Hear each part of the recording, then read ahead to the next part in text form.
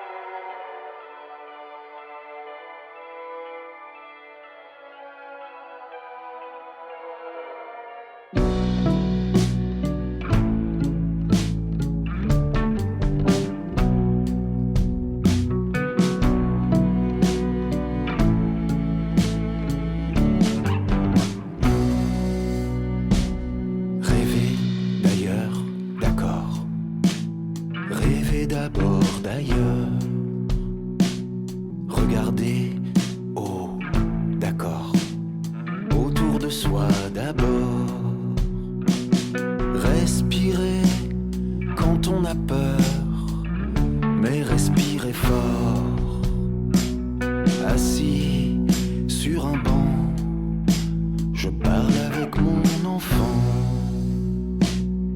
Ma Lily, ma libellule, le soleil brille, le soleil brûle, les fines ailes de tes premières années. Ma libellule, envole-toi, soulagée.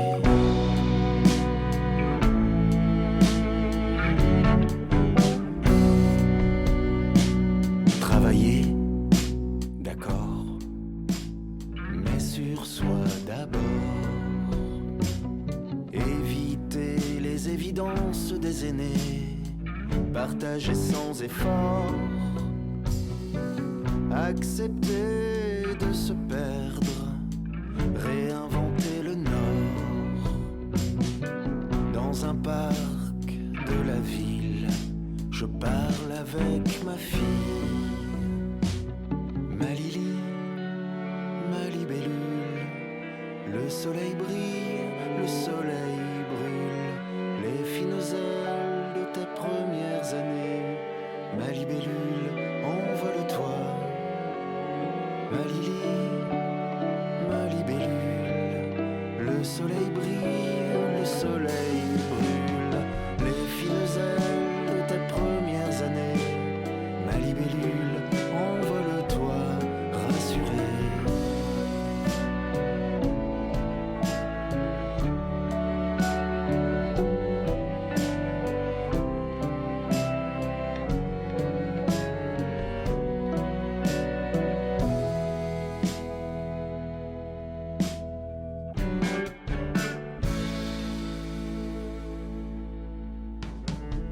Décider de son sort, s'en sortir sans remords.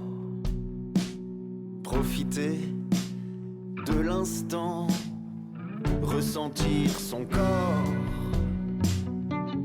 Refuser l'incohérent et les lois carnivores.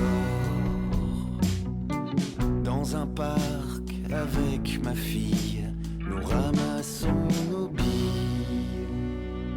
Ma Lily, ma libellule, le soleil brille, le soleil brûle, les fines ailes de tes premières années. Ma libellule, envole-toi. Ma Lily, ma libellule, la vie est pleine de particules, les frêles ailes de tes premières années. Ma libellule, tu peux les remplacer.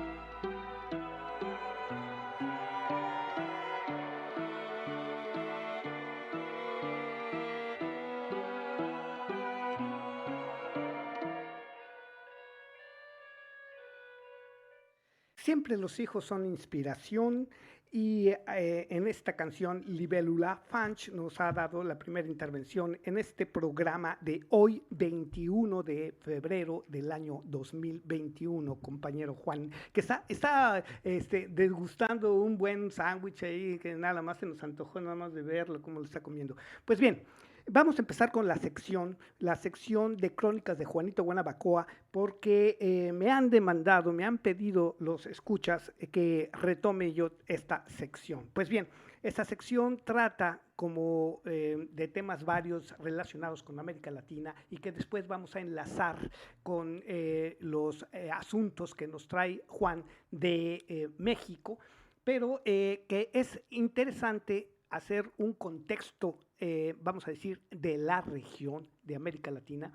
Y ahora, en tiempos de COVID, es muy, muy interesante seguir algo que he venido estudiando durante casi 20 años, que es la militarización en América Latina, en ver cómo la industria militar, las políticas militares, las acciones policiales se han ido militarizando día con día, dado que hay cierta necesidad de uso de la fuerza pública para asuntos civiles, para defensa interna y externa del país y que hacen como digo yo también coloquialmente, un melange, una mixtura, una revoltura de de estos medios en la industria militar. Pues bien, esta sección va a tratar de la militarización en tiempos del coronavirus. Voy a hacer un análisis de una, académica brasileña que nos conecta aquí en Europa porque hizo un doctorado en políticas públicas en Ciencias Po en París. Muy connotada brasileña, ha hecho un estudio muy amplio que es parte de un estudio que estoy haciendo sobre militarización, pero que encontré valioso comentarlo en este tiempo de pandemias. Así es que con esto empezamos. Crónicas de Juanito Guanabacoa. En esta ocasión, en Crónicas de Juanito Guanabacoa, voy a hablarles a ustedes de un tema que he traído ya desde hace muchos años, que es el war business, dicho de una manera coloquial, quiere decir todo lo que se refiere a la militarización, especialmente en la militarización de América Latina. Pues bien, esto que tiene una importancia cada vez más grande en cuestiones de geoestrategia, geopolítica, de control de la población, porque el uso de la militarización se va extendiendo a todos los ámbitos de la sociedad. Voy a tratar un artículo más bien de Anaís Madeiros Pasos, que es una profesora adjunta de la Universidad Federal de Santa Catarina, y que también tiene un postdoctorado en el Centro de Investigación de Relaciones Internacionales de la Universidad de São Paulo y es doctora asociada al Centro de Research Internacional, CERIS, de aquí precisamente París. En 2018, ya recientemente, defendió su tesis doctoral, La mística militar, las democracias y la guerra contra el crimen en Brasil y México. Ahí resaltamos esta situación, esta situación de que los dos principales países donde la militarización se ha dado como ejemplo han sido precisamente Brasil y México. En Ciencias Po, aquí fue defendida esta tesis y está basada en una amplia investigación de campo. Pues bien, en el artículo que voy a tratar, se los voy a reproducir, analiza el impacto que ha tenido en Latinoamérica recurrir a los militares para hacer frente a la crisis sanitaria provocada por el coronavirus. En Chile, en Bolivia, en Ecuador, en Honduras, en Guatemala y El Salvador, porque los militares han actuado en misiones que suelen ser problemáticas para la democracia y la vulneran, y también vulneran los derechos humanos de las clases populares. Esto es el punto de vista que ella pone de manifiesto y estima que esto debilita el control democrático sobre las Fuerzas Armadas. Se nos hace familiar a los mexicanos este tema, dado que pues, las cosas que sucedieron en los sexenios de Peña Nieto y hacia atrás, pues están saltando esta clase de temas. La columna está basada en un trabajo que se llama Paper de Militarization of Response to COVID-19 in Democratic Latin America, que esto fue un artículo que se publicó en la revista brasileña Journal of Public Administration. O sea, muchas veces esta clase de documentos no salen a la luz de manera, pues vamos a decir, amplia, general, para que todos pudiéramos tener una idea de lo que se trata con respecto a la militarización. Bien, pues alrededor del mundo las respuestas a la crisis sanitaria provocada por el SARS-CoV-2, es una nueva clasificación, han intensificado el despliegue de dispositivos de control de la población. Por ejemplo, en Polonia, Corea del Sur y Australia se han usado aplicaciones que rastrean el movimiento de personas contaminadas para impedirles salir de sus casas. En América Latina, los gobiernos han utilizado sus fuerzas armadas para asegurar el cumplimiento de las medidas de aislamiento social. Y esto se explica por la debilidad de las agencias civiles, aunada al alto prestigio de estas instituciones que gozan entre la población y la mayoría de los países de la región, pues de un amplio espectro, por decirlo así. Para identificar las consecuencias del incremento de la participación de los militares en este contexto, hay un doctor, Igor Acacio, y la autora Anaís analizaron las tareas que se les han encomendado en las 14 democracias del continente y examinaron el impacto de esta gestión en las instituciones, así como el respeto a los derechos humanos en la región, tema siempre bien polémico. Para eso, consultaron decretos oficiales y las redes sociales de las Fuerzas Armadas en Argentina, en Bolivia, en Brasil, en Chile, en Colombia, en la República Dominicana, en Ecuador, en El Salvador, en Guatemala, en Honduras, México, Paraguay, Perú y Uruguay entre el 1 de marzo y el 25 de mayo del año pasado. Esto es entonces una cosa muy actual. Comienza por identificar y definir el rol histórico de los militares. El rol de los militares en la historia de América Latina ha sido crucial. En el siglo XIX fue la época de los caudillos. Militares originarios de los ejércitos de liberación desmovilizados gobernaron los países que recién se habían independizado.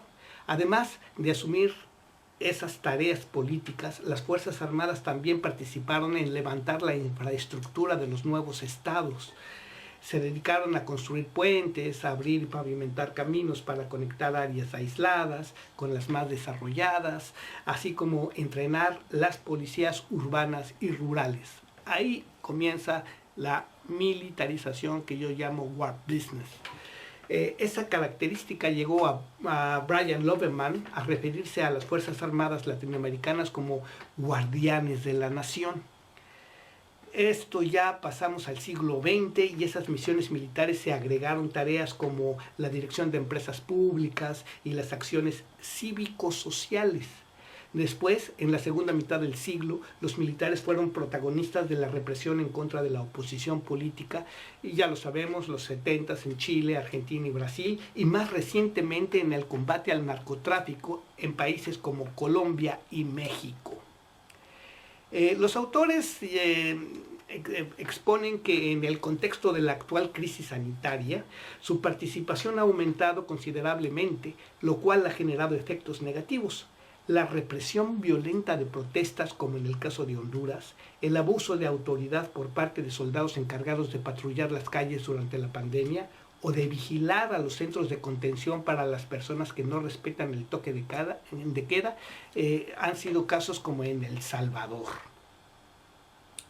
En países donde la rendición de cuentas es más consolidada, digamos aquí mismo Francia o Estados Unidos, y eso con sus asegúnes, las Fuerzas Armadas han restringido sus tareas a misiones de corte logístico como la construcción de hospitales y la distribución de insumos médicos. En contraste, en países como Chile, Bolivia y Ecuador, como en Honduras, Guatemala y El Salvador, los militares han actuado en misiones que suelen ser problemáticas para la democracia y vulneran los derechos humanos de las clases populares. La participación en la región en la gestión de la crisis sanitaria y en el mantenimiento del orden público son también actos cometidos por los militares. La primera tarea es de corte político y debilita el control democrático sobre las Fuerzas Armadas, pues promueve la politización de estas. A su vez, las actividades policíacas exigen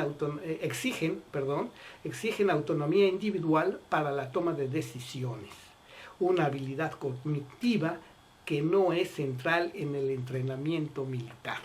Ahí viene esa situación que complica la política de control y de las labores militares y policíacas. Bueno, pues reconociendo que los retos que impone la crisis del COVID-19 exigen la acción coordinada de diferentes agencias del Estado, cosa que sucede o no sucede, se espera que las Fuerzas Armadas, por ser altamente profesionales, participen en las respuestas estatales a la pandemia. Esto no se cuestiona, se sabe. El tema que nos debe interesar y preocupar es cómo la sociedad civil es y cuáles tareas estamos delegando a los militares y qué grado de autonomía política se les otorga para implementarlas.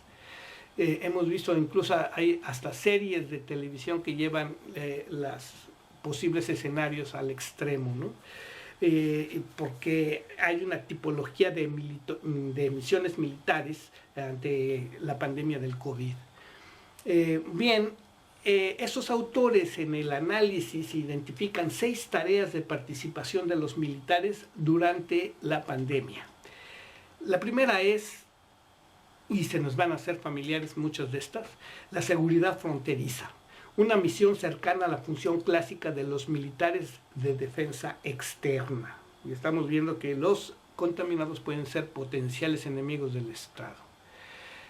Segundo, logística, que comprende la distribución de víveres e insumos médicos, así como la repatriación de ciudadanos. Bueno, ahí podemos ver que también se usan incluso para esos apoyos políticos. Y ya trataré algunos otros casos. La atención médica, que incluye, esa es la número 3, que incluye desde el apoyo en la selección de pacientes hasta casos de alta complejidad. Hemos sabido en países como México que los doctores en esos planes de ayuda civil pues detectan focos de infección política y bueno, ya sabemos esa historia. La número 4 de la identificación de estos autores es la industria de defensa, sobre todo dedicada a la producción de mascarillas, de gel hidroalcohólico y distribución de medicamentos. Una misión que, aunque no relacionada directamente con la defensa externa, no implica graves consecuencias sobre el control civil de los militares. Ya hemos visto ahorita que también ya empezaron las guerras de laboratorios, en fin, toda una serie de situaciones que en un momento dado se ven como atención nacional, y ahí es donde entra la gestión militar.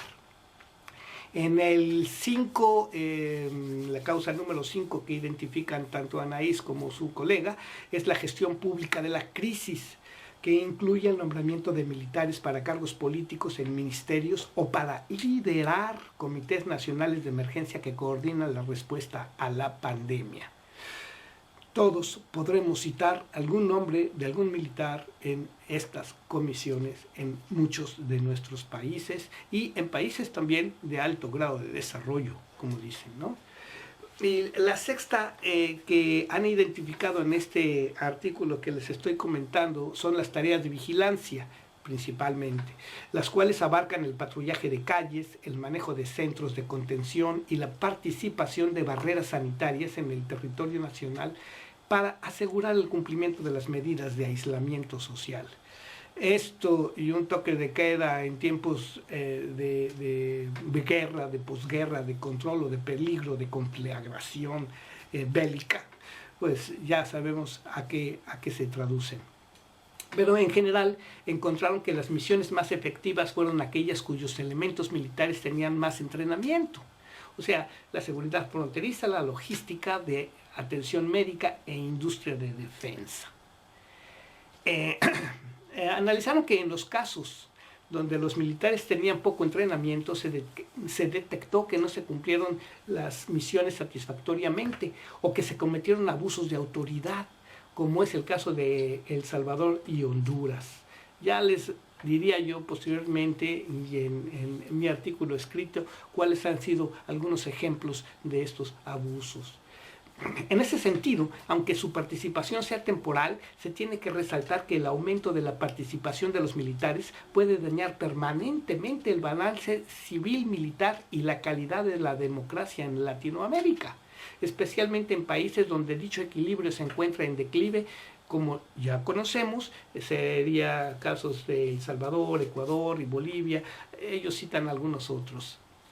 Hay que recordar que una crisis como lo es la pandemia actual puede ser de contexto ideal para las reformas políticas. Lo hemos visto que ha sucedido. La referencia a un estado de excepción puede facilitar la implementación de medidas políticas autoritarias vigentes, como es el caso de la suspensión de los derechos políticos, bajo la justificación de la necesidad del mantenimiento del orden en un contexto de excepción y de inseguridad sobre el futuro.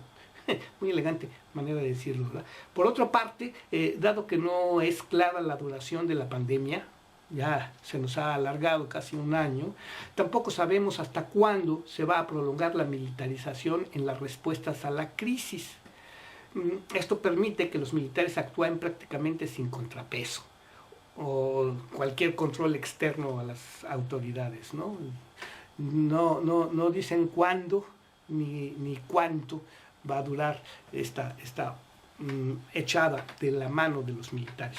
En Bolivia, por ejemplo, un contraalmirante es el director del Comité de Operaciones de Emergencia Nacional, algo así como el COEN por sus siglas, y es responsable de coordinar las distintas acciones para enfrentar la emergencia del COVID-19 en ese país hermano en Sudamérica. En Chile, los militares también están a cargo de la gestión de la crisis sanitaria. Desde el inicio del 2020 son los encargados de la dirección de las 16 zonas de emergencia que se han creado en el contexto de la pandemia. O sea, vemos que la estrategia de geocontrol militar es la que se está aplicando para situaciones civiles. Brasil es un caso extremo.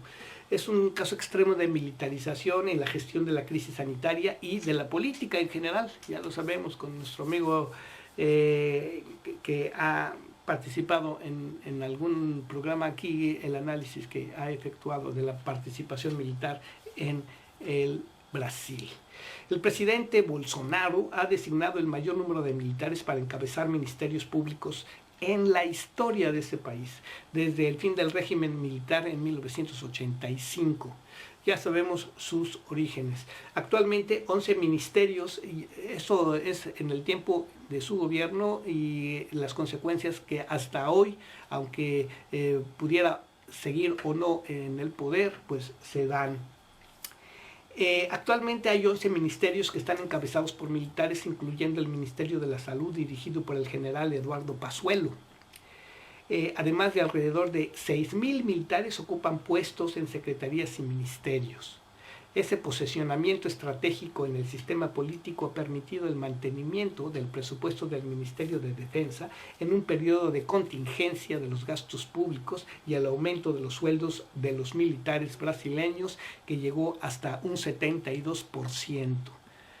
Se les da poder, se les paga, y a quién van o para quién van a trabajar, ya, pues eso entra a un análisis más profundo de el war business, como sigo llamando yo a esta militarización.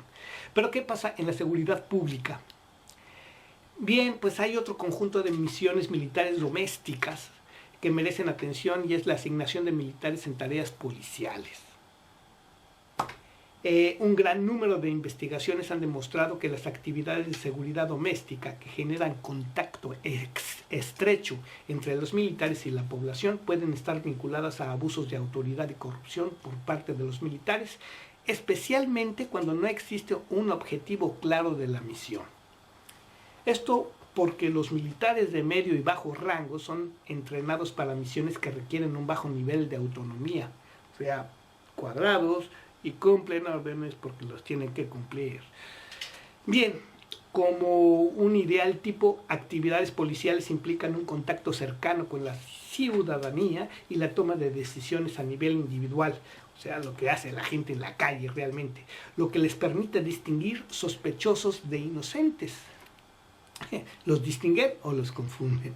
Y bien, por ello, la adaptación de misiones militares hacia las policíacas no es conveniente y atenta contra la protección de libertades civiles que son centrales para la sobrevivencia de un régimen democrático.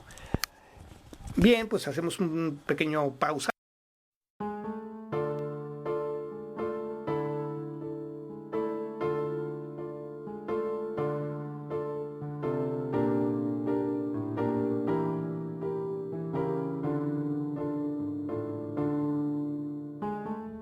Lance un œil sur le ciel, la vie reprend ses droits. Un grand coup d'œil au ciel, à travers la fenêtre ouverte devant toi. C'est un curieux printemps, fidèle au rendez-vous. Un moment suspendu, où l'homme ne règne plus, tel un ange déchu. Pour la terre irritée, c'est une bénédiction. Aujourd'hui confinée, elle a notre affection. Demain, qu'en sera-t-il des bonnes résolutions? Faut qu'on change d'angle de vue, faut qu'on change d'angle de vue. Car la planète n'en peut plus, angle de vue. Qu'on mette les choses à nu, qu'on change notre angle de vue. C'est un mouvement vers l'intérieur, dont on peut tirer le meilleur. Qu'enfin l'on tente d'ouvrir le chemin de nos cœurs.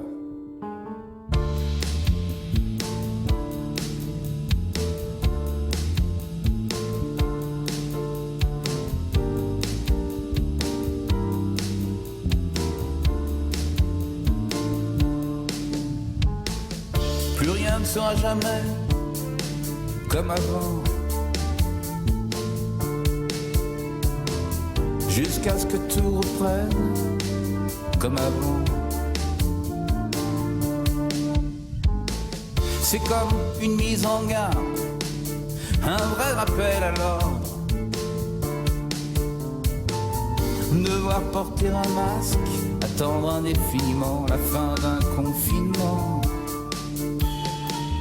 Pour la terre irritée, c'est une bénédiction, tandis que nos soignants, emplis d'abnégation, en leur blancheur inquiète, implorent la nation.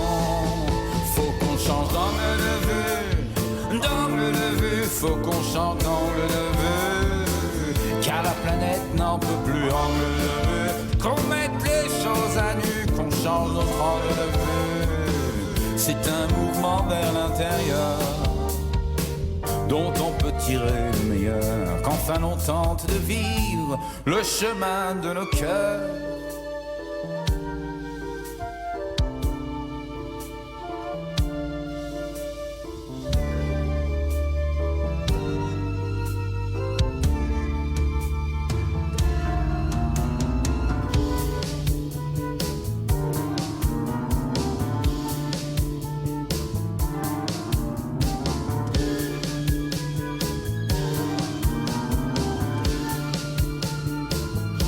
Le chemin de nos cœurs.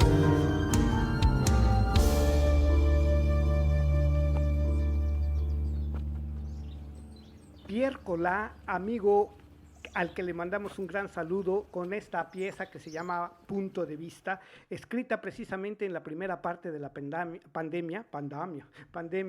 Y bueno, esto es para finalizar la segunda parte de esta crónica de Juanito Guanabacoa, que el día de hoy trata sobre la militarización que común y coloquialmente he llamado War Business. Nos quedan 8 minutos para dar comienzo la sección de entrevista personalizada en directo con Juan Cázares. Así es que, bueno, sin más preámbulos, seguimos con el final de este artículo sobre War Business. Continuamos.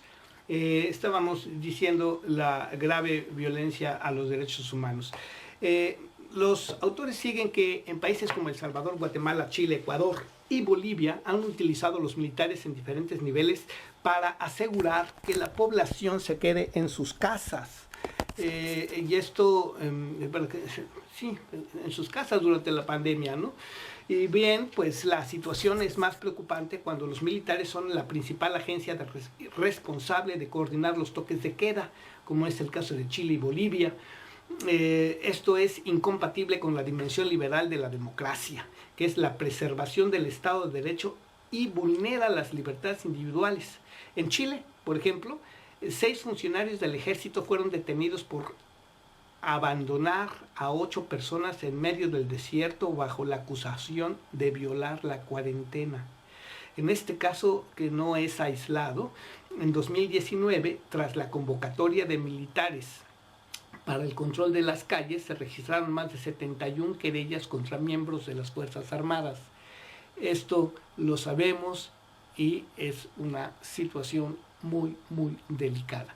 De la misma manera, en El Salvador, organizaciones gubernamentales y no gubernamentales que defienden los derechos humanos han reportado abusos y violaciones por parte de militares y de los policías.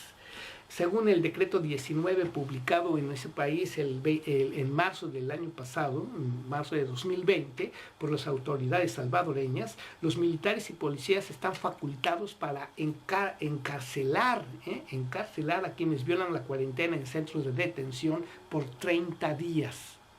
Imaginen. En consecuencia, miles de personas fueron llevadas a centros de detención sobrepoblados y se encuentran bajo condiciones inhumanas.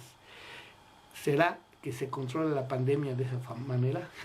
También se denunciaron abusos de autoridad perpetrados por personal militar y policial a cargo de esas instalaciones en los primeros meses de la pandemia.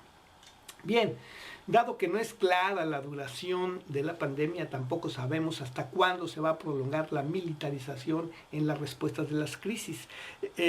Yo sí digo, siempre se va a incrementar y van a ganar terrenos. Eso lo he demostrado en todos los análisis que se han hecho hasta la fecha, después de hace 10 o 15 años que estoy en el tema. Eso permite que los militares actúen prácticamente sin contrapeso o control externo de sus actividades. Bien, pues esto implica que todo mundo puede citar alguna situación así. La idea de esta sección es hacer reflexionar sobre la importancia de la participación civil en el contexto de la contención y protesta por el uso de los militares en las calles y sobre todo de la militarización en general en nuestra sociedad. En el caso de las Fuerzas Armadas salvadoreñas es un claro ejemplo donde la rendición de cuentas es mínima, ya que tienen más de 220 puestos de control en todo el territorio nacional para verificar el cumplimiento de la cuarentena social, lo que les permite disfrutar de un alto nivel de autonomía en sus actividades. Yo les voy a decir algo que yo comenté aquí y fue muy sensible para mí, el hecho de los ejercicios militares al comienzo de la pandemia. Se hicieron ejercicios militares en Europa, hubo bombardeos en la frontera ya por Europa Oriental, por Europa del Este, y bien, pues nadie supo, nadie vio, se documentaron todo esto. Hay ya información liberada en redes sociales a las que invito a consultar a nuestros auditores, también los auditores de este programa, que es una situación verdaderamente delicada el hablar de la militarización, así que podemos nosotros tener información de primera mano y directa para inferir, como lo dirían los grandes epistemólogos, de las consecuencias que puede tener la militarización en el mundo. Y bueno, este artículo que está ya en las redes y que es un estudio muy profundo, muy amplio, pues no es para tratarse en una sola sesión de aquí somos, aquí estamos, sino que es sembrar la bolita, porque se tiene que hablar de la rendición de cuentas y el equilibrio cívico-militar como una prioridad. ¿Y qué es lo que pasa? Bueno, pues concluyen estos académicos, Anaís, que América Latina es una región que enfrenta problemas estructurales de acceso a la vivienda y servicios de salud que han profundizado la gravedad del COVID-19. Por esta razón, se entiende que sea necesaria la acción coordinada por parte de todas las agencias estatales, incluyendo las Fuerzas Armadas, por supuesto. Pero el perfil de las Fuerzas Armadas es compatible con varias funciones clave en la contención de la pandemia. Ya lo sabemos, es una infraestructura muy fuerte. Misiones técnicas como el apoyo a los ciudadanos, médicos y funciones logísticas son compatibles en el entrenamiento previo de los militares y no impactan negativamente en el ejercicio democrático. Pero, sin embargo, La urgencia de esa crisis no debe desviar la atención de la relevancia de la rendición de cuentas por parte de los agentes del Estado sobre sus tareas y su responsabilización por eventuales abusos y desviaciones. Bien, por otro lado, terminan que la gestión política de la crisis sanitaria, así como las misiones policiales que implican un contacto estrecho entre ciudadanos y militares, deben ser evitadas porque vulneran el balance civil-militar en detrimento de la democracia. Los gobiernos de la región que se autodefinen como democráticos tienen el deber de proteger los derechos humanos de sus ciudadanos en cualquier situación, pero sobre todo en momentos de incertidumbre global como la actual pandemia del coronavirus 19, COVID-19, o como se le quiera llamar también a sus variantes y cepas. Ahora sí ya está de moda decir las cepas. Bien, esta situación, hay una página muy interesante, fue editado por Karina García Reyes. Hay que ver que es muy importante la coordinación académica y de los centros, de los think tanks o centros de pensamiento en el análisis de lo que nos está ocurriendo. Bien, pues esta situación vamos a llevarla a efecto en un artículo ya más dedicado y amplio en el sitio oficial de Juanito Guanabacoa, pero mientras tanto seguimos en Aquí Somos, Aquí Estamos. ¡Zas! Y para terminar esta sección, dejamos otra vez la participación de Fanch en una pieza que también me pareció muy ad hoc para terminar esta sección y empezar con mi amigo Juan Cázares, que se llama Cantante de Negocios, Chanteur de Affaires. Y de ahí nos vamos a seguir esta otra nueva sección que va a esperar pues que el público la acoja para hablar de temas que nos acogen y que en un momento dado pues vamos a tener aquí en Aquí Somos, Aquí Estamos.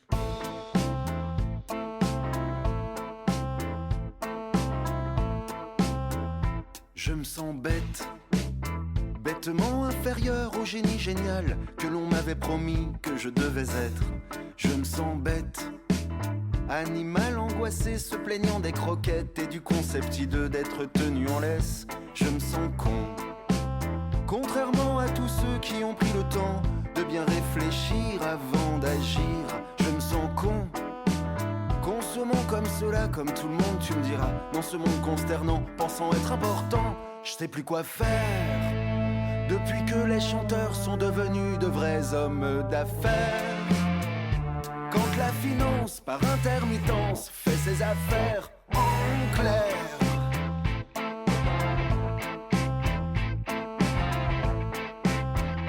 Je me sens sale devant les publicités, les écrans géants et les files d'attente des supermarchés. Je me sens sale à critiquer ceux qui triment, qui trinquent la journée et le soir balbutient au bar du marché. Je me sens vieux, vieux crouton dans la soupe d'une jeunesse abrutie par sa mélancolie et son nouvel orthographe. Je me sens vieux, à remonter tic-tac le temps à chaque instant, dépendant d'une attaque, mais qui sait qui défend. Je peux rien y faire, depuis que les chanteurs sont devenus de vrais hommes d'affaires. Quand l'entreprise de la vocalise fera l'affaire en after.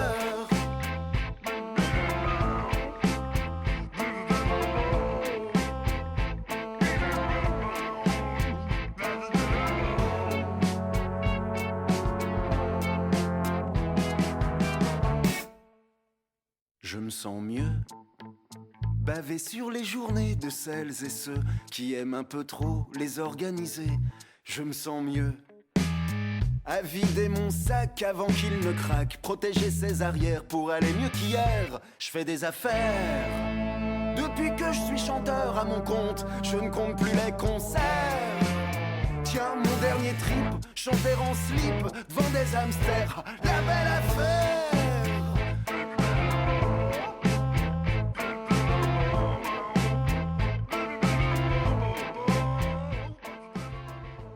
cantantes se vuelven hombres de negocios, imagínense si los militares se volvieran hombres de negocios. Bueno, pues bien, vamos a empezar nuestra sección aquí de entrevistas en directo con mi amigo Juan Cázares, que le voy a pedir que haga una pequeña introducción y vamos a tocar temas relacionados con México. Hay algo que está moviéndose ahorita en el tapete, que es fue una subasta, y es una subasta porque todavía siguen todavía una serie de programas de piezas arqueológicas que definitivamente vamos a ver ahí dos cosas. Las piezas arqueológicas que están como en el Museo el Penacho de Moctezuma fueron realmente extracciones, por decirlo de alguna manera. Nunca fueron unas donaciones y este enriquecimiento de los grandes museos de los grandes países pues se hicieron a través de lo que era el motivo de viajes, que era conquistar terrenos, ganar espacios para una cultura que se impuso, que se impone, que se impondrá de las hegemonías en nuestros diferentes países. Pero todo eso tiene también connotaciones de que van variando las visiones y las interpretaciones de la historia a través del tiempo, y hay reconocimiento en algunos casos de situaciones históricas como es la adquisición del patrimonio, las cosas culturales que son propias de los estados en los que pertenecieron de sus pueblos originales. Juan Cázares, ¿cómo estás? Buenas tardes. Muy buenas tardes, me permito presentarme. Mi nombre completo es Juan Cázares López, originario de la Ciudad de México. Soy guía de turistas ya desde hace mucho tiempo, inicié en 1982 en nuestro país, en México. Soy guía conferencista en Francia desde el año 2004 hasta la fecha. Y bueno, esta situación de vivir dos realidades y de estar verdaderamente pues comprometido aquí en el país, en el país de Francia, el país de acogida, debido a que el destino te cambió la vida, le cambió la naturaleza, te casaste con una francesa y has estado aquí trabajando en cuestiones culturales. Exactamente, ¿no? Pues ya tengo 25 años viviendo aquí, casado con francesa, pues me integré, pero no dejo de seguir colaborando pues con la difusión cultural de México. En este caso hay algo muy importante como guía de turistas. ¿Qué es lo que en un momento dado, lo que trae el tema que vas a manejar aquí? Bueno, pues en realidad, en la actualidad, lo que me preocupa realmente es lo que está sucediendo. Son 2 semanas ya transcurridas de este atropello, de esta agresión que se nos está haciendo debido a la compra-venta del patrimonio nacional mexicano. A pesar de que el Instituto Nacional de Antropología e Historia, el INAH en México, ha hecho lo necesario diplomáticamente, judicialmente, para poder intervenir y recuperar esas piezas que salieron desde los años 50, 60 y 70. Son prácticamente 39 piezas, originales que se subastaron, pero se confirmó que eran 3 falsas. Bien, y de esas piezas, el origen realmente de la extracción, porque considero que hay extracción también, no fueron compras hechas de gobierno a gobierno de las piezas arqueológicas, sino cómo se llevó a cabo la adquisición, entre comillas, de estas piezas arqueológicas históricamente. Pues prácticamente la información que se tiene oficial, pues se extrajeron arbitrariamente el tráfico de piezas, la complicidad. No podemos asegurar quién fue el autor de ese saqueo y los primeros compradores que adquirieron esas piezas y las llevaron al extranjero. Que eso pasa también con especies de animales en vías de extinción, con patrimonios de otro tipo de vamos a decir, legajos culturales de nuestro país.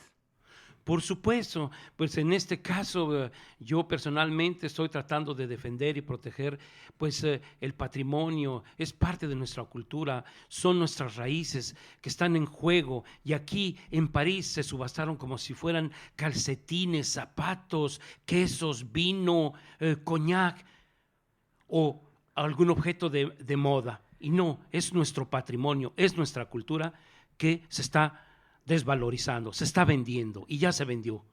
Estamos hablando entonces de algo un poco más complejo, muy complejo, yo diría extremadamente complejo, porque esto implica también una red internacional de criminalidad organizada, el tráfico internacional de piezas de arte, así como hay 22 rubros de criminalidad organizada que afectan directamente a el capital nacional de los países y que provocan entonces una especulación de la que muchos grandes capitales se enriquecen.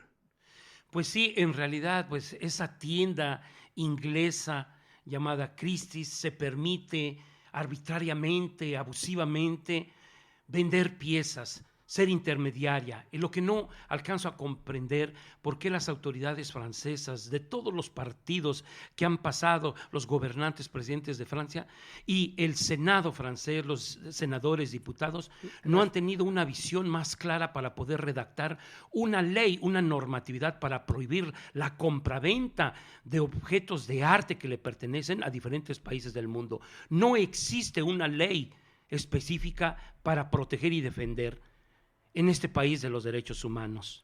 Bien, ese es también otro de los asuntos delicados, porque por ejemplo tuvimos la historia de las intervenciones militares en África con respecto a la extracción de diamantes y hubo una serie de legislación, de reglas que tenían los grandes vendedores de diamantes para disque no vender diamantes que fueran obtenidos de manera ilegal o de grupos de extremistas, vamos a decir, nacionales de los países de África. Bueno, sabemos que esto pues progresó en el papel muchas veces, pero no sabemos con certeza también el origen de muchas de las piedras preciosas y tenemos riquezas que han sacado de Colombia, por ejemplo las esmeraldas, que se hizo un tráfico interesante de esas piezas. Me tocó estar en Interpol en alguna ocasión haciendo esta clase de seguimiento y investigaciones, pero sí es verdad que las piezas arqueológicas pues no tenían esa importancia táctica de las autoridades encargadas de la persecución de los delitos de criminalidad organizada. Pero bien, platícanos entonces tus acciones acerca de la defensa del tráfico de piezas arqueológicas. Bueno, yo personalmente aquí radicando en París estoy muy molesto y estoy tratando pues de pedir apoyo y la solidaridad de algunos mexicanos aquí que estamos radicando desde hace muchos años en París o en todo Francia y también con el apoyo de los mexicanos desde nuestro país. Pues para darle una importancia y hacer una actividad, una campaña de solidaridad para poder proteger y recuperar nuestro patrimonio. Yo, en este sentido, solo que estoy apoyado por mi propio pie, sigo luchando para que esto se pare y no se siga realizando este tipo de agresiones. Debemos de hacer algo, ¿no? Acaba de suceder hace 2 semanas y no debemos de pararnos. No voy a parar hasta lograr algo, que se dé a conocer la situación, porque es grave. Nuestras piezas mayas, aztecas, totonacas, etcétera, se subastaron como si fueran ropas de moda en París. Y esto es muy triste lo que nos está aconteciendo. ¿Tienes alguna información de la difusión que se hizo de esta venta en la prensa mexicana? Bueno, esta subasta se realizó a nivel privado en el 8º distrito aquí en París. Son ingleses los organizadores por detrás, personal francés que estuvo recibiendo a la gente para hacer y realizar la compraventa, pero directamente pues esto los ricos, poderosos, adinerados, pues adquirieron las piezas únicamente para guardarlas como objetos de decoración en sus viviendas, en sus casas, residencias, y es una manera de coactar, de prohibir la difusión cultural. Son piezas arqueológicas que nos pertenecen. El INAH está haciendo lo máximo a través de la institución llamada la Interpol para poder intervenir, pero como lo acabo de mencionar y lo reitero, no hay una ley que sirva para proteger a las piezas arqueológicas. En este caso se nos dio el golpe a México y todos los países de América Latina corren el mismo riesgo de recibir un golpe de ese tipo y una agresión, una falta de respeto de parte de una empresa inglesa llamada Christie, que vende las piezas en París. Bien, pues yo creo que es una, vamos a decir que es una misión de información el acercar más la información de lo que ha sucedido y de lo que se tiene como eco en México. Me gustaría que si tienes acceso a los documentos del INAH o de las acciones que se han realizado, pues demos información fidedigna de fuentes directas para de alguna manera no nada más concientizar, sino posiblemente encontrar las personas que conozcan los canales con los que se puede establecer una protesta. Lejos estamos entonces de una pronta solución, pero sí estamos en un buen tiempo de tomar conciencia y de que esto en el futuro se evite, se norme desde México, se ponga atención en los centros de arqueología, en los centros de investigación para el control de las piezas de nuestras culturas. Exacto, yo lo que me atrevo a sugerir es de organizarse de una manera muy adecuada para poder unirse los países de Latinoamérica ricos en arqueología, con mucho patrimonio cultural local en cada país, organizarse conjuntamente para denunciar esto ante las autoridades francesas competentes diplomáticamente, políticamente, oficialmente, para pedir de favor que Francia regularice para poder proteger las piezas. No se debe de quedar de esa manera. Las embajadas, los consulados que están aquí en París de América Latina también deben de reaccionar para hacer un pliego petitorio oficial ante las autoridades francesas para que ellos realicen una normatividad, una manera de reglamentar y proteger las piezas del patrimonio de los diferentes países del mundo. No nada más México, ahora nos dan el golpe, eso le puede suceder a cualquier país del mundo, no nada más a México. Esto es muy reciente y este problema se tiene que resolver de una manera. Ahora, el INAH lo está haciendo diplomáticamente, obviamente, oficialmente, con denuncias oficiales. El detalle de esta información, eso ya lo dejo a las autoridades del INAH. Bien, pues nosotros nos acercaremos a esta información, trataremos de verla porque debe ser de acceso público, porque debe de ejercerse el derecho a la información y porque en un momento dado se pueden encontrar otro tipo de canales y organizaciones, militantes, asociaciones cívicas para que esto, bueno, siga un paso de búsqueda de justicia. Yo quisiera, Juan Cázares, entonces invitarte para que próximas ocasiones tratemos de esto. Me dijiste que ahora tienes el tiempo limitado, vamos a abrir una sección de la plática para ver qué es lo que pasa en cuestiones culturales y de turismo de internacional que puede hacerse como labor de los guías de turista, tanto aquí como en México. Precisamente yo como guía bilateral, lo puedo interpretar así, en México como en Francia, mi papel como difusor de cultura es el objetivo de dar una explicación un poco más detallada cómo funcionan los guías en México, cómo funcionan los guías en Francia y los intercambios diplomáticos, intelectuales, comerciales y culturales entre los dos países, y hablar también de lo que tiene Francia como posesión de objetos de arte que están en un museo llamado Quai Branly, como en este momento, pues debido al COVID no se ha podido realizar realmente la verdadera e importante y muy bonita la exposición de los olmecas y de las culturas del Golfo de México. Pero pronto se van a abrir los museos, yo voy a realizar mis visitas en este museo. Y con gusto, para una próxima vez, acepto la invitación y ya daré más detalles sobre este aspecto cultural muy importante de nuestra cultura mexicana. Pues bien, ya te agradezco. Entonces seguimos aquí. Vamos a tener la sección Not Arnot dirigida por Joana Pacheco.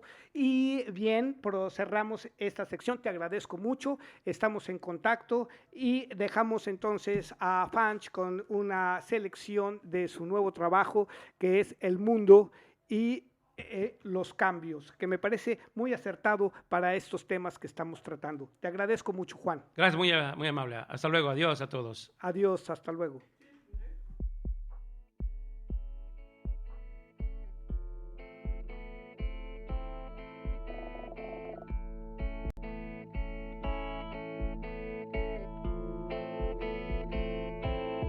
Il faut se dire, chérie, que le monde a changé.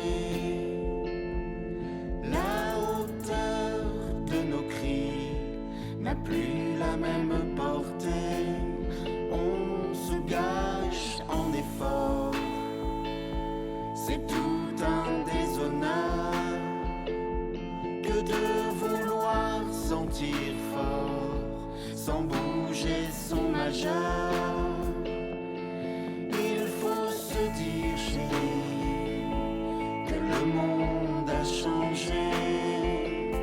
Le goût sur nos langues de la pluie ne nous fait plus tourner. Il faut se dire, chérie, que le monde a changé.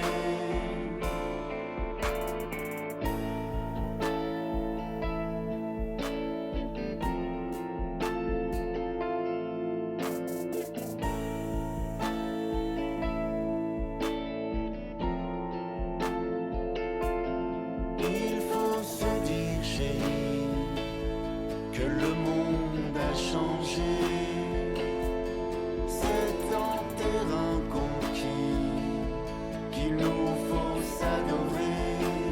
Autour de nous, ça chahute, ça brasse de l'air sale, ça parle de boxe et de lutte, comme l'insecte sur la toile. Il faut se dire, chérie, que le monde a changé. La douceur de nos nuits semble ici dérangée. Alors partons, nageons, regagnons l'autre rive, où le regard est vrai et le sang mélangé. Alors partons sans pognon, changeons nos devises. Le temps presse, les jours passent.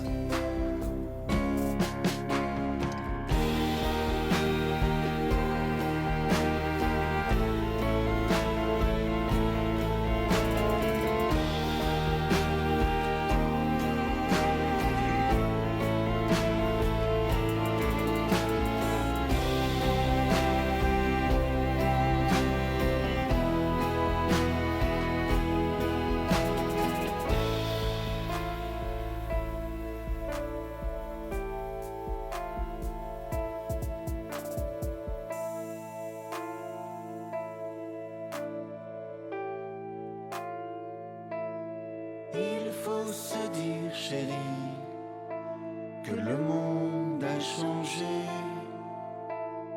La hauteur de nos cris n'a plus la même portée. Alors partons, nageons, regagnons l'autre rive, où le silence boit et le bon sens nourrit. Alors suivons l'intuition de partir sans valise. Le temps presse, les jours passent.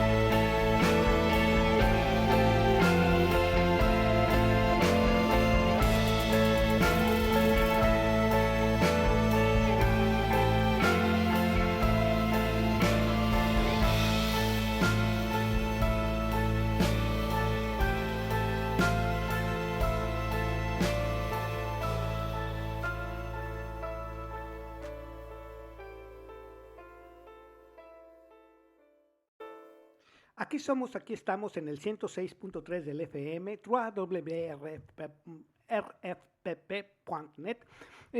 Suivre la section en français parce que il y a une interview qui était faite par moi-même dans le contexte d'un cinéaste et réalisateur d'origine grecque qui a habité en France depuis 50 ans. Elle était professeur à l'université du cinéma. Elle était fondateur aussi de la section de ciné comunitaire, de cine documentaire, perdón. Y bueno, la sección que sigue es una sección en francés y les voy a contar a nuestro público un detalle muy importante. Tengo la oportunidad de conocer a Robert Ignatios Mantoulis, que de origen griego y habitando aquí en Francia después de 50 años, es uno de los testigos de la historia que vale la pena conocer. Esta oportunidad gigante de estar frente a un personaje que ha sido miembro de la resistencia contra el nazismo en su natal Grecia, ha sido también jefe de la televisión, director de la televisión que cambió la vida en Grecia en los años 70 y que ha realizado más de 200 películas, 22 libros escritos, pues es recoger los testimonios de un personaje así, verdaderamente es un orgullo, es un honor, al que tengo que pues mandar un saludo. Robert Mantoulis, merci beaucoup. Y fue una entrevista completamente, bueno, vamos a decir, informal, hecha en francés, y nos habla de dos cosas. En esta sección he tratado de descubrir el blues que se hace en Europa, de los armonicistas que están aquí, y curiosamente, Robert Mantoulis ha hecho uno de los primeros documentales sobre el blues en América, en Estados Unidos de Norteamérica, en Gringolandia, como digo yo coloquialmente, y que ha pues resultado ser patrimonio fílmico de la historia del blues en Estados Unidos. Y debido a eso le hice 3 preguntas, hizo una referencia a lo que es el blues en sus películas, que ya están algunas en disposición de verse a través de YouTube, de la red, le Blues entre les dents, Remontando el Mississippi, son 2 de las películas icónicas que le dieron oportunidad de conocer desde B.B. King hasta Muddy Waters, y personajes que realmente saltan a la historia en el momento en que fueron captados por el lente, la dirección y la cámara del equipo de Robert Mantoulis. Así es que antes de empezar la sección de Not or Not, les dejo esta entrevista que pues, una duración de 10 minutos, pero que nos da una idea, sobre todo el hecho de ver que una persona de tan avanzada edad, con una lucidez realmente excepcional, pues nos cuenta de la vida del realizador, de la vida del cinéaste. Ah ben, est-ce que pourriez-vous, je veux dire, 3 mots et vous exprime ça. Faire la planification d'un film. Oui, c'était pour Arte. Tu connais Arte? Ah oui. Arte, c'est une chaîne franco-allemande. Alors, ils voulaient faire avec moi et un Allemand des films, lui certains films, moi certains films pour les Tziganes. Et moi j'ai fait mes films à moi, et eux ils ont fait un film. Mes films à moi, c'était de faire un film sur les Tziganes en Espagne, les 2 plus importants pays où il y a les Tziganes, c'est en Espagne, en Andalousie, et en Budapest, où les tziganes de grande partie de la population et qui vivent toujours autour de la ville. Et les Allemands, Occupé.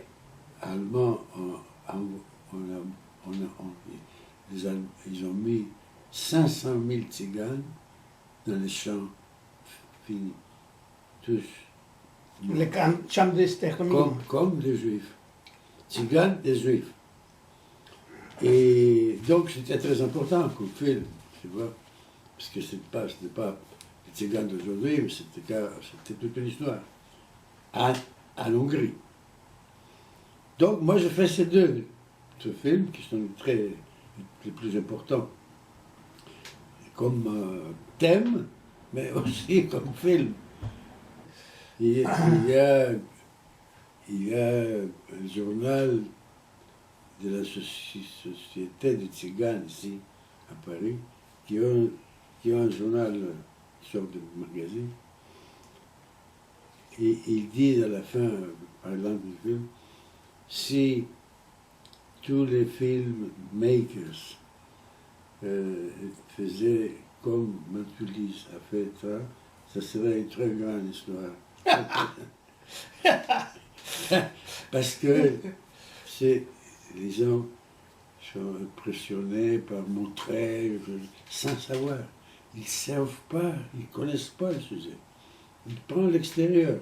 Tout ce qui est extérieur, bon, tu vois, mais sans avoir le vrai. Origine, les vrais Ouais. problèmes. Alors là, je trouve, moi, partout où j'ai été, que j'étudie les choses, La musique. c'est toujours, partout, et le blues, Les blues et la musique. en même temps. Le blues sont nés en Louisiane. C'est né en même temps. C'est-à-dire, ça commence pas avec le blues. Si tu veux, après la libération de L'esclavage chinois. l'esclavage, il y a beaucoup qui sont partis, mais ceux qui sont restés, ils ont commencé, parce que c'était qui était interdit aux esclaves, ils ont commencé à entrer dans les églises. Et Les là, gospel. dans les églises est née la musique Gospel. si tu veux, gospel. Ça, c'est le début de tout. À quelques musiciens qui jouent en bas d'un bordel, c'est toujours comme ça, et peu à peu, ils développent une musique qui est devenue Sacré, le blues. presque. Oui, au blues. le blues. Et le blues, c'est quoi? Quand on dit on a le blues, c'est qu'on est Tristesse. très triste. C'est la tristesse. Et ça le blues, c'est quelque chose, c'est une pleure. On pleure. C'est une façon, c'est un moyen de pleurer sans montrer que l'on pleure. Et c'est ça le blues. Et c'est pour ça que je dis le blues entre les dents. Parce qu'il y a un bluesman qui m'a dit, tu sais, il m'a dit, les paroles du blues, c'est bizarre, on a envie de dire des choses qui nous mettraient en danger. Donc, mais quand moi je dis les femmes, ce n'est pas la femme, c'est autre chose qui est derrière. Et quand je dis danse, c'est pas danse, c'est une autre idée derrière, c'est-à-dire des révolutions, quoi. Et donc, là je comprends que toutes les paroles qu'il trouve, il y a un contexte assez. Et donc, il chante entre les dents. C'est-à-dire, c'est la musique qui est là, mais en sortant par les dents, uniquement ce qui peut rester sans qu'ils aillent en prison. C'est pour ça que j'ai appelé la musique le blues entre les dents. Hein? Et donc, toute cette musique Et la Grèce, c'est très important, la musique populaire grecque. Les rebetika. Rebética. Rebetika. Les rebetika, les rebètes. Les rebètes, ce sont des gens un peu mafieux, un peu creux, qui jouent à l'extérieur, etc. La musique, elle est née là. C'est extraordinaire musique. C'est-à-dire, ces gens venaient de l'extérieur, de l'intérieur. Mais c'était tous des gens qui chantaient dans l'église. Quand ils arrivent là, il y a beaucoup de choses qui entrent dans cette musique populaire. Il y a d'autres trucs populaires qui existent depuis le siècle, qui ne sont pas de blues. Partout il y a du blues. On peut dire que tout c'est du blues. C'est le côté triste. Et toutes ces musiques qu'on a vues au moment du changement À partir de la société marginale. Pas tous trouvent de travail. Et en attendant, ils vivent dans le rue, il y a le hachis, le truc, le machin. C'est tout. C'est vraiment partout la même chose. Et donc, c'est très important historiquement, l'histoire des choses. Tu es historien, tu es professeur, tu es soldat, tu as tout quand tu fais un film. La vérité intérieure. C'est exactement ça. Il y a un rapport histoire et trop de l'histoire. C'est ça le truc. Et on connaît dans les écoles, partout, l'histoire officielle. Les trous de l'histoire, on ne les apprend pas à l'école. C'est ça qui est terrible. Parce que les gens deviennent grands, et puis avec ils un sont trou avec des trucs. Ah oui, c'est ça. Donc ils regardent à la télé des conneries. Ah oui, Je c'est vois ça. tout,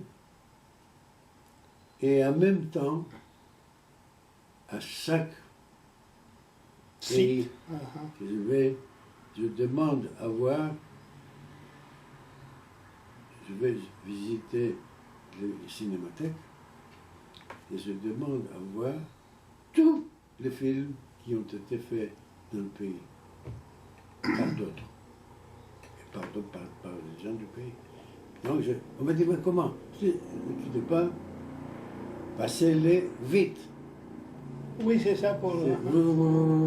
Je m'en fous. Moi, je vais avoir une idée de ce qui se passe. On n'est pas obligé de voir comme ça. Il faut comprendre. Ça va vite et tu comprends tout. Parce que surtout si tu Et vous avez l'expérience. expérience. Et donc, en voyant vite, dans un jour, j'ai tout vu. Ah, une fois que je suis devenu complètement Plongé dans le truc, arrive l'équipe. Et là, j'ai déjà sais ce qu'il faut faire et où le filmer. le tournage. etc. Troisièmement, montage. Montage arrive, voilà, et ben ça c'est ici. C'est pas une. C'est ici. Ça c'est la chose, parce que tout le reste, peut-être n'importe qui le fait, mais le montage, c'est le cœur, c'est là-dedans. Là-dedans. C'est pas, c'est moi. Tu prends un autre mec, il faut. Enfin, moi, j'ai un monteur. J'ai un assistant monteur. Et après, j'ai plusieurs moyens, plusieurs façons de travailler. Une façon, c'est de mettre tous sur le mur, d'écrire tous les sujets, et puis en regardant le mur, tu trouves trucs. Tu essayes ça, tu essayes ça, tu essayes ça. Dans une idée spéciale que tu as déjà, si ça marche. Tu essayes, si ton idée marche comme ça, si ça marche comme ça. Et puis, si ça marche comme ça, tu laisses ça, et puis tu veux plus loin, plus loin. Voilà, un monde comme ça. Les monteurs, le cinéma, ils travaillent pas comme ça. Ils voient le truc, la suite, le tac, la logique. Ils vont avec la logique normale. Moi, c'est l'absence de logique qui fait c'est une logique spéciale, intérieure. Alors, une fois, mon monteur, j'avais un monteur que je lui ai appris à monter. Parce que c'était un type corse, très très intelligent. Et comme ça, j'ai décidé de travailler avec moi. Quand c'est un travail, quelqu'un qui travaille, c'est toujours avec lui. Toujours avec le même caméraman. Toujours avec le même monteur. Parce qu'ils comprennent, là, ils ont appris des choses, alors c'est pas le temps de réapprendre de tout. Ah oui. Donc, ils me connaissent. Donc, je travaille avec ce type. Il me dit, tu sais, là, je suis obligé d'aller faire un truc bon. Il m'a demandé, mais je veux t'amener le meilleur monteur de Paris. Et il m'amène un type. Le type s'assoit devant la mouviole, on dit. Il y a un truc qui... Oui, là, avec le... Coupe, il voit un truc, bon. Alors, il commence à faire ça. Je lui dis, non, c'est pas ça. Non, c'est pas ça. Alors, il m'a dit, écoute, fais-le, et moi, je vais regarder.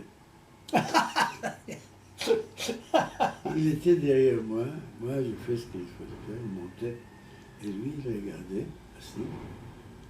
Il voyait comment on montait. C'était un cours, une leçon de montage pour le mec, parce que le montage, moi je préfère que j'ai un monteur, que je lui dise ce qu'il fait, parce que je dois aussi penser à tout.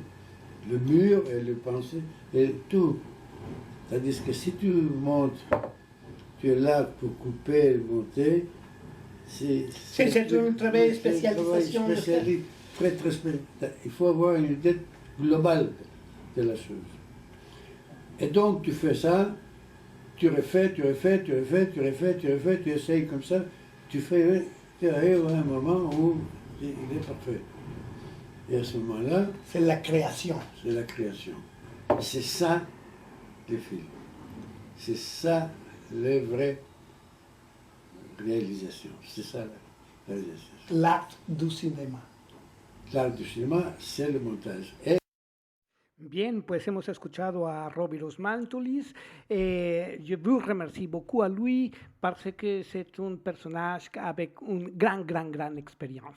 Pour fermer cette section, je veux vous inviter à écouter un morceau musical et après nous commençons la section de Johanna Pacheco, Not are Not.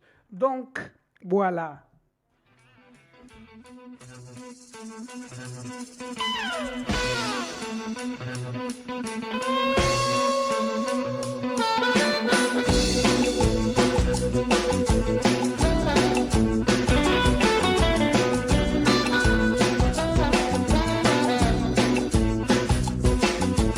I don't care what you think about me.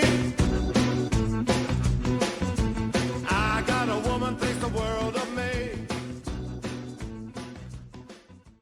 Aquí estamos en el 106.3 del FM, todavía aquí en un morceau, en un pedazo de tiempo que nos queda, porque vamos a empezar nuestra última sección del día de hoy, correspondiente al domingo 21 de febrero, el penúltimo domingo del mes de febrero. Aquí tenemos la sección de Johanna Pacheco.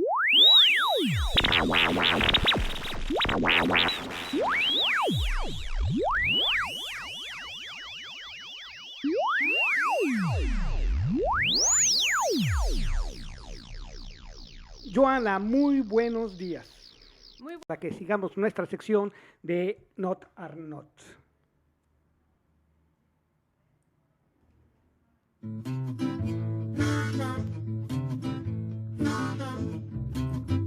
Working in a factory, 19, I was full of dreams. Machines took the job from me.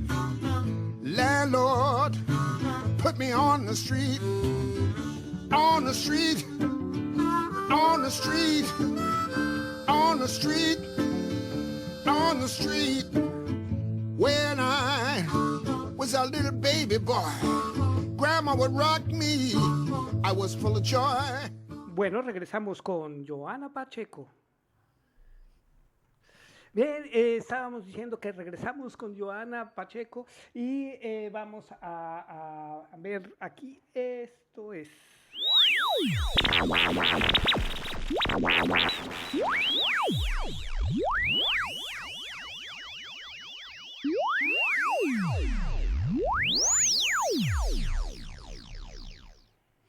Bueno, ya regresamos después de problemas técnicos que hay en la cabina.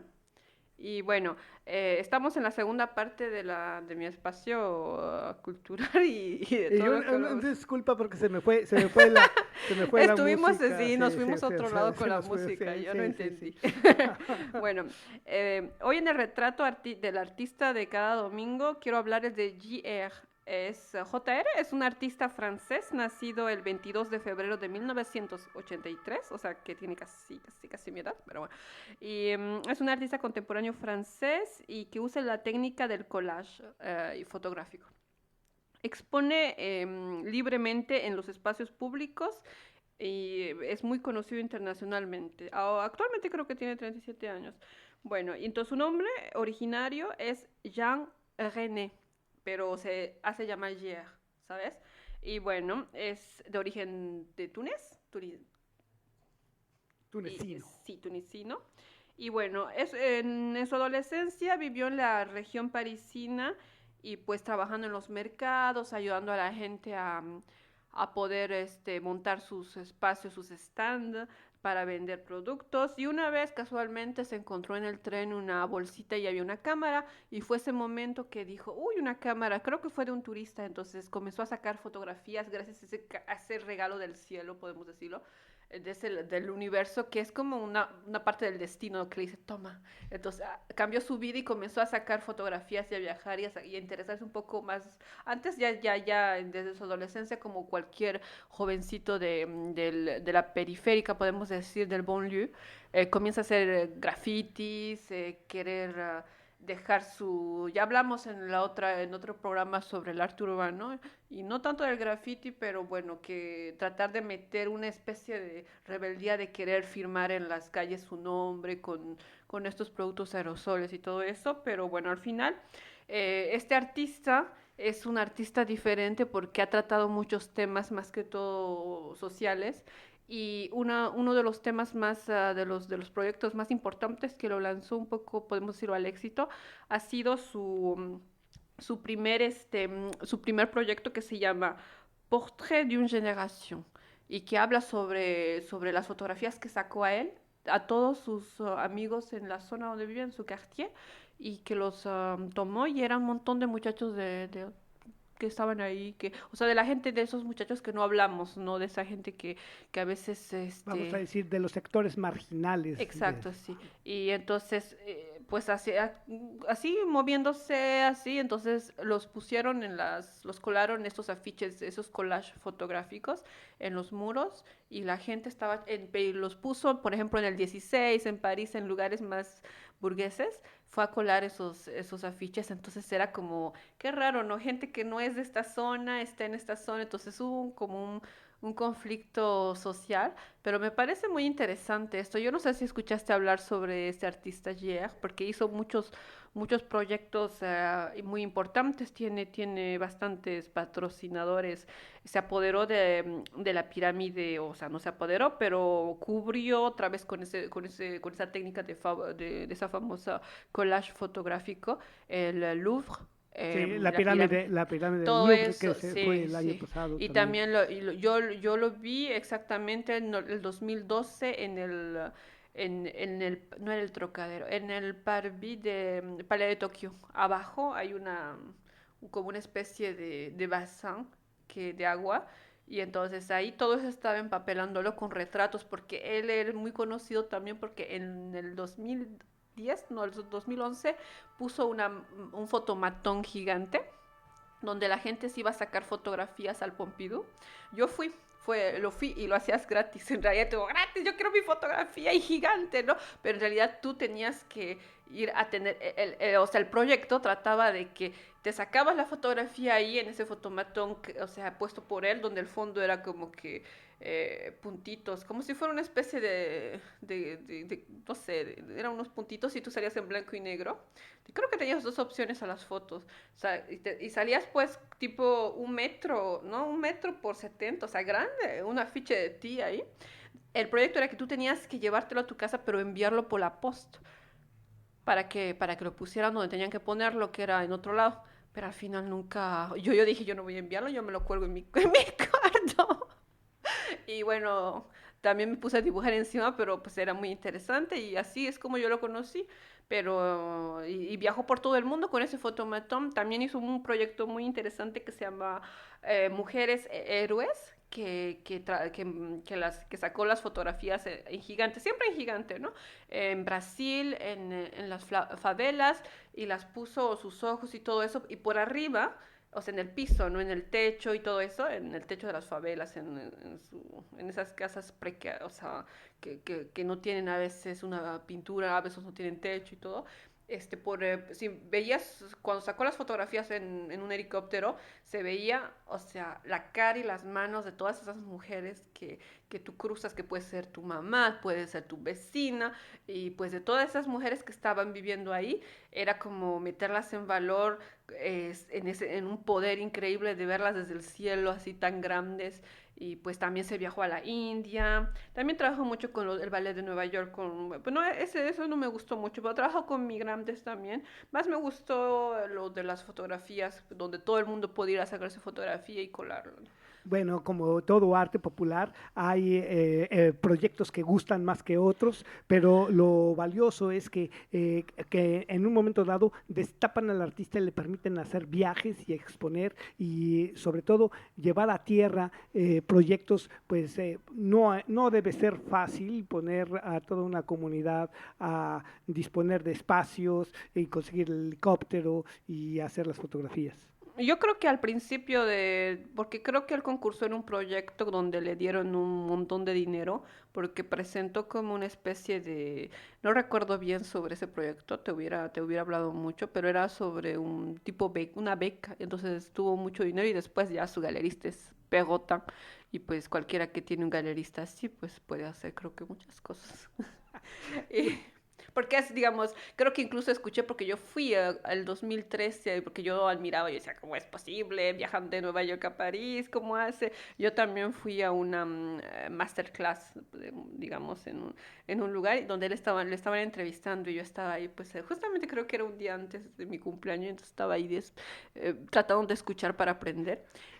Felicítenme, decía. Felicítenme. Oye, pero tú haces viajes con frecuencia a Berlín.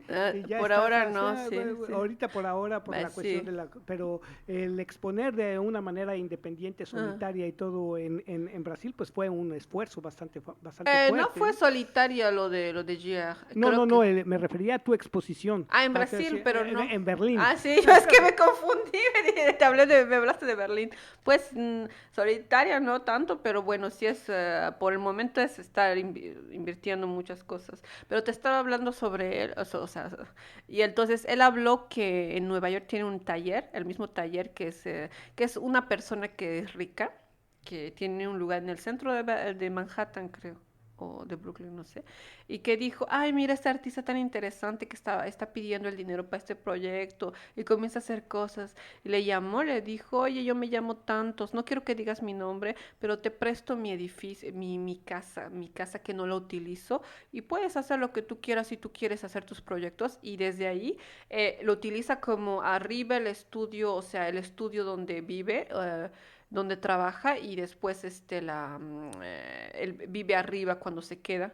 Entonces, o sea, es la suerte. El chico, no sé, hay que tocarle cuando uno lo vea, porque realmente todos sus proyectos tienen mucha inversión de dinero y mucha gente que lo apoya también. Entonces está muy interesante y justamente quería hablarte en el retrato del Día del Artista de él, porque justamente él es el artista de otra exposición que te quiero hablar porque el tiempo corre ahorita.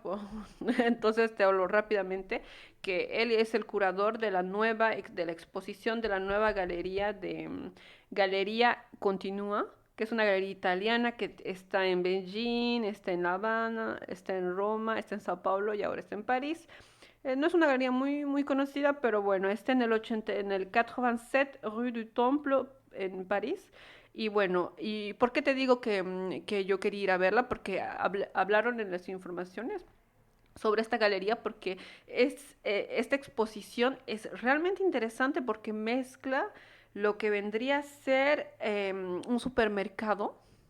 Propone, o sea, el curador aquí, que es él, que la exposición se llama Truc à faire, que habla hay artistas tanto reconocidos como Anish Kapoor, que lo he visto ahí, está Daniel Buren, que también está ahí, y hay otros que conozco menos, y que pues están todos mezclados, y creo que hay 3 pisos, un subsuelo, el piso, y el piso de arriba donde te puedes sentar, creo que puedes tomar un té y es más grande, y abajo está como que venden charcutería, hay tés, hay libros. Entonces hay 2 cosas que me parecen interesantes de hablar de esa exposición. Uno, porque aquí el artista, el curador está invitando a mezclar, a mostrar una nueva proposición de galería.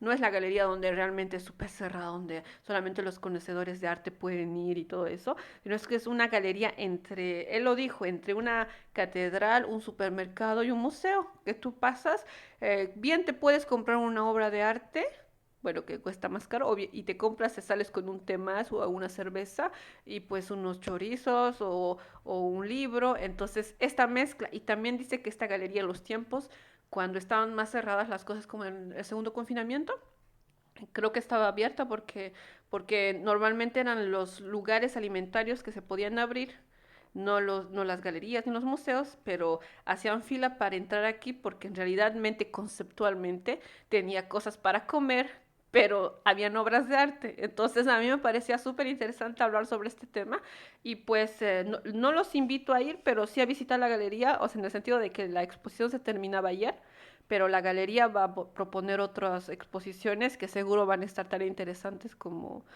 esta que acaba de pasar. Y bueno, muchas gracias por hablar, o sea, por darme el tiempo para hablar de estas cosas que a veces son proposiciones un poco extrañas, pero pues divertidas al mismo tiempo. No, y te agradecemos nosotros y bueno, esperamos como cada 8 días esta sección y sobre todo ese carácter tan informal y tan sabroso de platicar y de personas que nos están dando un testimonio de presencia en los lugares que estamos recomendando. Y eso pues me parece muy interesante, muy agradable y bueno, pues es la sección Not Are Not. Ay, sí, muchas gracias. Informal me dices porque hace rato llegó con un pastel. Bueno, hasta luego. Muchas gracias. Hasta luego.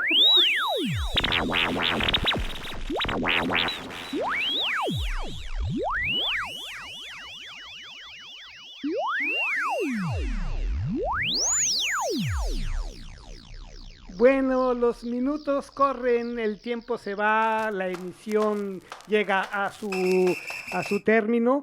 Ya está yo poniendo ahí la entrada del programa de mi amigo Estefanino, pero no, la idea es que nos conectemos aquí la próxima semana. Estamos Aquí estamos, nous sommes ici nous sommes. Aujourd'hui a été une émission majoritaire en espagnol, bien sûr, mais avec l'interview qui a été réalisée à Robert Osmantilis, je lui envoie une salutation très, très, très grande à mon grand ami. Et nous sommes ici nous sommes jusqu'à la prochaine semaine.